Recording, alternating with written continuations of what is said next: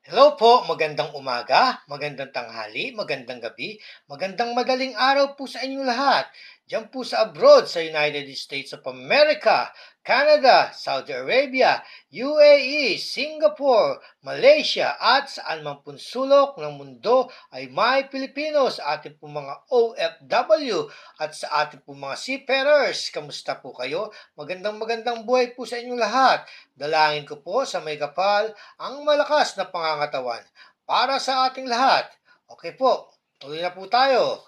Ito po ay natutungkol sa 10th piso 2006, 10th piso 2005, pero itong 2005 medyo may konti tayong tip rito sa 2005.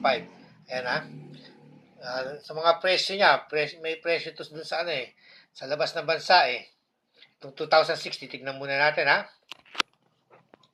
Ayan, ang 2006, ang kanyang presyo ay 8 euro. Yan. 8 euro. O verse 1. O verse 1 yung ano eh. O verse 1 yung 2006 eh. Yan. Isang klase lang talaga ang 2006. Yan. Yan ang likuran ng 2006. O verse 1. Ito naman ang yan, ang kanyang presyo ay 8 euro. Yan. Pupunta naman tayo sa 2005. Ang 2005 po yan. 2005, ang kanya pong presyo ay 5 euro. 5 euro, na magkano ba sa atin yun? Hindi ko pa alam ang palitan ng euro eh. Oh, ayan po ang 2005, 5 euro. Yung kanyang likuran naman, oh, yan, pinakita ko lang yung kanyang likuran, no?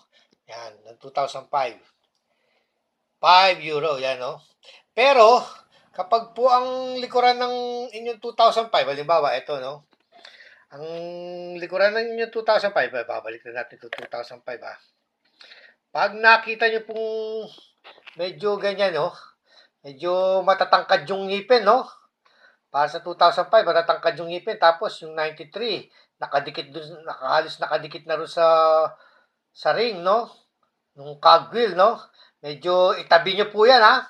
Kasi matataas ang ano niyan. Tataas pa po ang value niyan. Tataas pa ang value niyang 2005 ngayon. Pero sa ngayon, ang presyo niyan, naglalaro pa lang sa 300 to 500. Sa atin po yun, ha? Sa ano, may mga kolektor na maghahanap na niyan. Pero pagka ano, tataas pa yan. Halos aabutin niya ang ano, ha? Ang presyo ng ano, ha? 2007 tsaka 2009. Ayan, ha? Tingnan yung likuran, ha? Ipagambing natin, ha?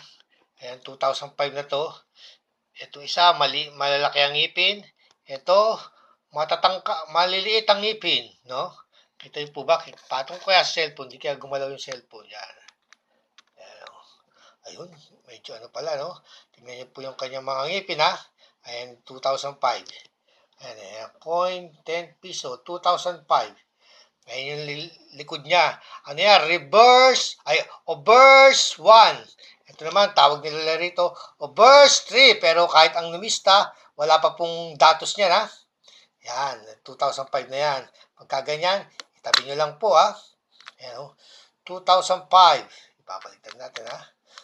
Bihira meron yan. Ayan, Sana, bukod sa nakakita ko ng isa niyan, tapos meron pa ako nakitang isa. Etong sa akin.